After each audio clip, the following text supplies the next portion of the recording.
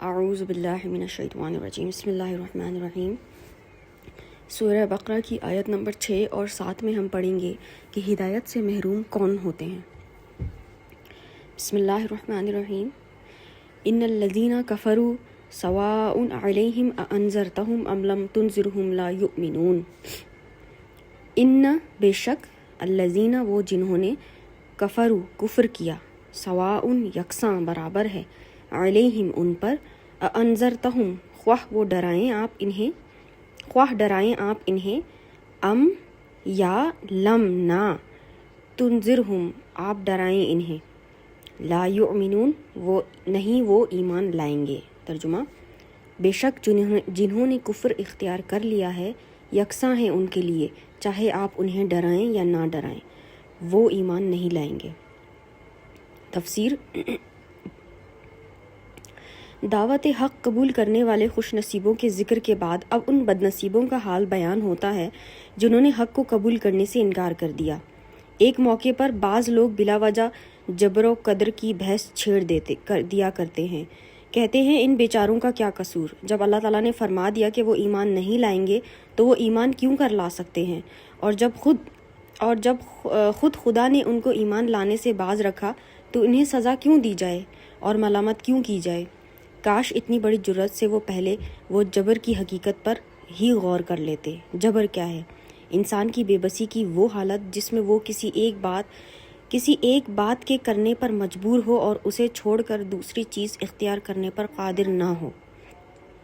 اگر حضور کریم صلی اللہ علیہ وسلم تشریف نہ لاتے، واضح دلائل اور روشن معجزات سے حق کو نکھار کر نہ رکھ دیتے اور قرآن کی دل دہلا دینے والی آیتیں سنا کر ہدایت اور گمراہی کی راہوں کو الگ الگ نہ فرما دیتے، اور کوئی انسان ورثے میں ملے ہوئے کفر و شرک میں سرگرداں رہتا تو جبر کی کوئی بات بھی تھی۔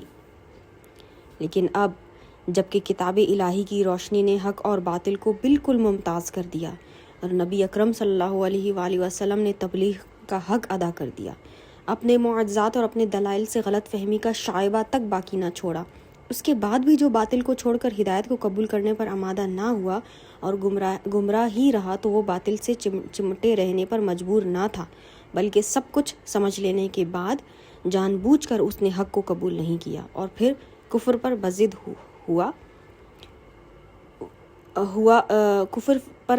ہو وہ علاج مریض ہے، وہ شفایاب نہیں ہو سکتا۔ اس آیت کریمہ میں اللہ تعالیٰ نے کافروں کے اس مخصوص گروہ کی نفسیاتی حالت کا تجزیہ کیا ہے جو محض تعصب اور ہٹ دھرمی کے باعث دانستہ کفر کی راہ پر دوڑے چلے جا رہے تھے۔ یہاں جبر و قہر کا احتمال ہی نہیں تاکہ اس بحث میں الجھا جائے۔ ختم اللہ علی قلوبہم وعلی سمعہم وعلی ابصارہم غشاوہ وَلَهُمْ عَذَابٌ عَظِيمٌ۔ ختم مہر لگا دی، اللہ نے، علا اوپر، قلوبہم ان کے دلوں کے، وعلا اور اوپر، سمعہم ان کے کانوں کے، وعلا اور اوپر، ابصارہم ان کی آنکھوں کے، غشاوہ پردہ ہے، وَلَهُمْ ان کے لیے۔ ترجمہ: مہر لگا دی اللہ تعالیٰ نے ان کے دلوں پر اور ان کے کانوں پر اور ان کی آنکھوں پر پردہ ہے اور ان کے لیے بڑا عذاب ہے۔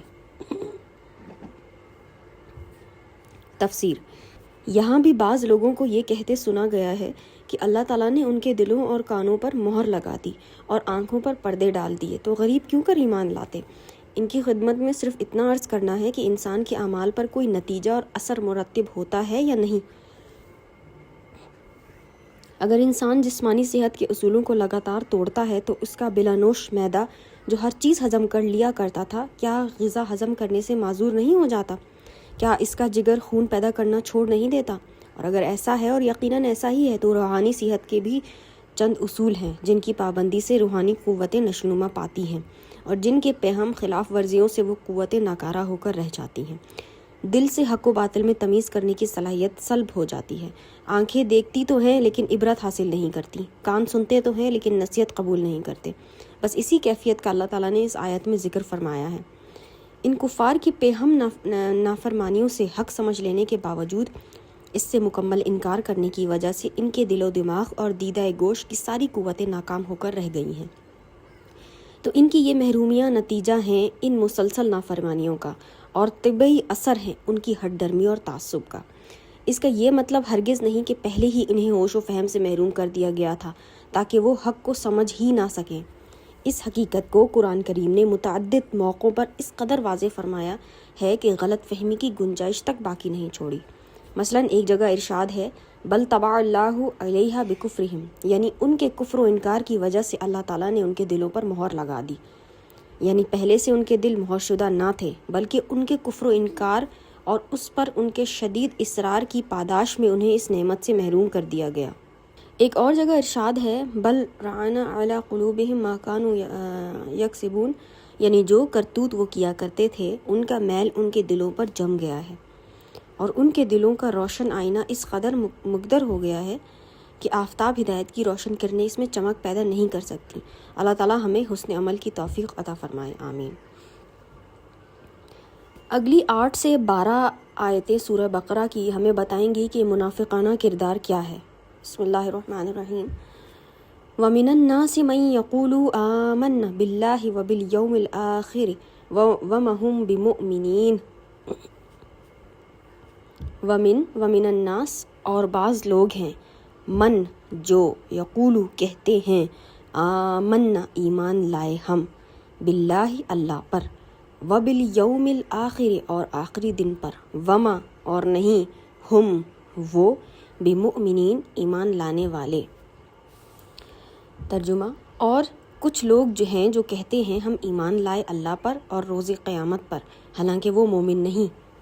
تفسیر، یہاں سے منافقوں کا ذکر شروع ہوتا ہے۔ منافق اس کو کہتے ہیں جو زبان سے اسلام کا اقرار کرے لیکن دل سے منکر ہو۔ اسلام کی روز افزوں ترقی دیکھ کر دنیاوی فوائد حاصل کرنے کے لیے کئی موقع شناس اپنے آپ کو مسلمان بتانے لگے تھے۔ نیز وہ بد باطن حاسد جو کھلے طور پر اسلام کا مقابلہ کرنے سے عاجز تھے، وہ مسلمانوں میں شامل ہو کر سازشوں اور فتنہ انگیزیوں کا جال بچھا کر مسلمانوں کو پریشان کرنا چاہتے۔ ہجرت سے پہلے منافقین کا نشان نہیں ملتا، کیونکہ اس وقت مسلمان ہونا ہر قسم کے ظلم و ستم کا تختہ مشق بننا تھا۔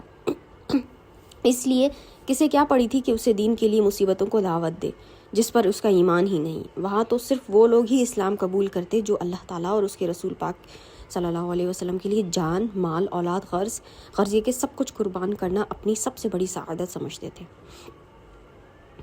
اللہ تعالیٰ کے نزدیک مسلمان وہی ہے جو زبان کے اقرار کے ساتھ دل سے تصدیق بھی کرے، اور جو دل سے تصدیق نہ کرے وہ مومن نہیں ہو سکتا، خواہ ایمان و اسلام کے دعوے میں کتنا ہی چرب زبان ہو۔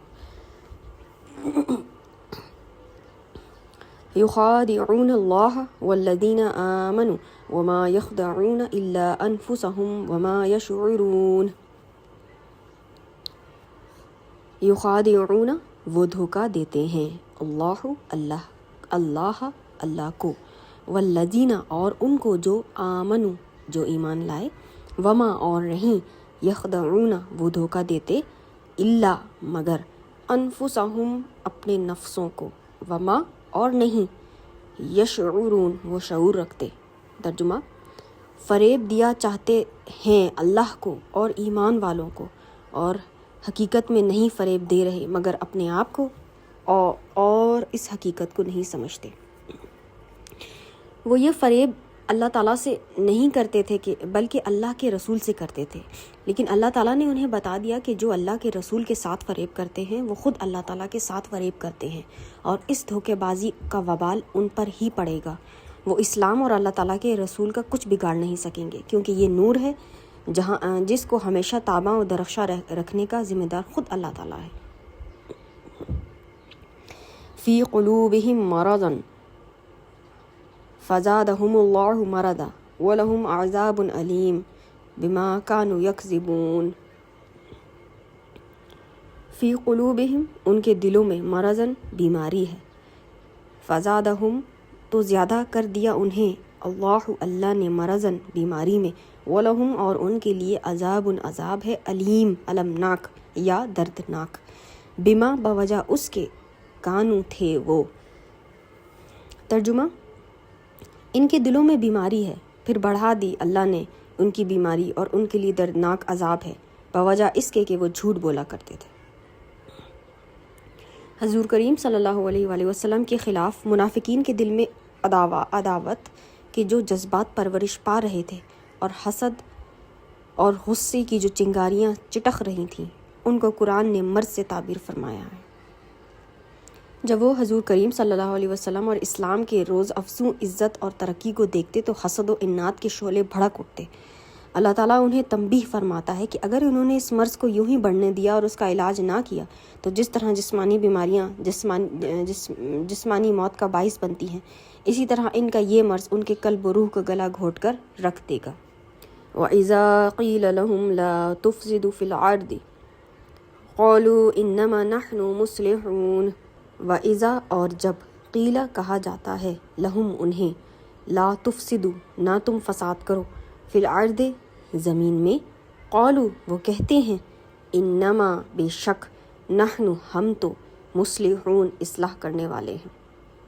ترجمہ: اور جب کہا جائے انہیں کہ مت فساد پھیلاؤ زمین پر تو کہتے ہیں ہم ہی تو سنوارنے والے ہیں۔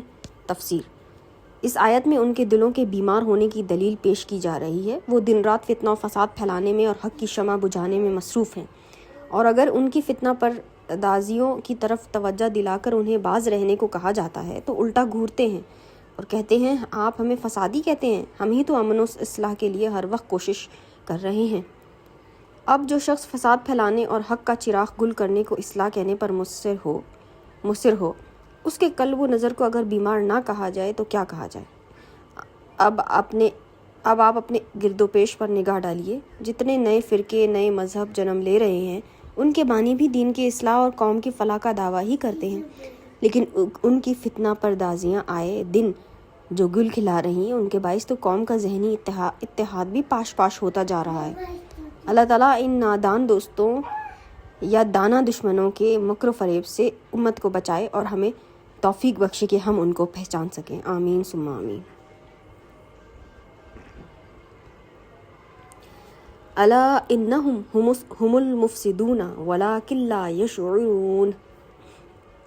الا خبردار، انہم بے شک وہ، ہم وہی، المفسدون فساد کرنے والے، ولیکن اور لیکن، لا یشعرون نہیں وہ شعور رکھتے۔ ہوشیار، ترجمہ ہوشیار، وہی فسادی ہیں لیکن سمجھتے نہیں۔ اگلی سورہ بقرہ کی 16 سے 13 آیتوں میں ہم پڑھیں گے گھاٹے کے سودے کرنے والے لوگ کون ہیں۔ جزاک اللہ۔